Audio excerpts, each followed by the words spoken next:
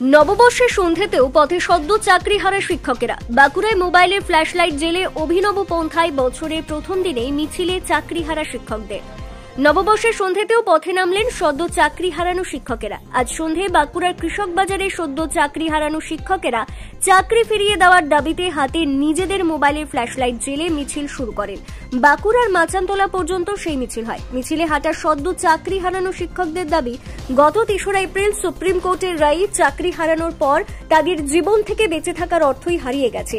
তাই নববর্ষ আর আলাদা করে কোনো আনন্দ বয়ে আনেনি। এই পরিস্থিতিতে রিভিউ পিটিশন করে তাদের সসম্মানে চাকরিতে ফিরিয়ে না নিলে আগামী দিনে গণ আত্মহত্যা ছাড়া তাদের কাছে আর দ্বিতীয় কোনো রাস্তা খোলা নেই। কারণ আমরা মরণাপন্ন এবং মৃত্যু পথযাত্রী।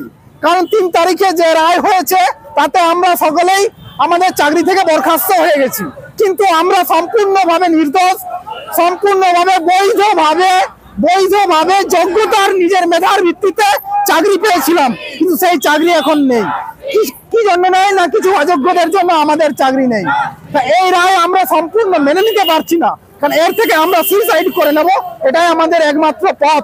যদি না আমরা রিভিউ পিটিশনে ফিরে আসি, যদি না আমরা রিভিউ পিটিশনে নিজেদের চাকরি সসম্মানে ফিরে পাই, তাহলে আমরা সবাই স্বেচ্ছা মৃত্যু গ্রহণ করব। এটাই আমাদের একমাত্র পথ, আর কোনো পথ আমাদের নেই। আমার নাম উজ্জ্বল মুসিব, আমি অ্যাসিস্ট্যান্ট টিচার, ওনা ব্লক, কার্তিক ওরাও, নতুন গ্রাম, সারেস কানালি হাই স্কুল।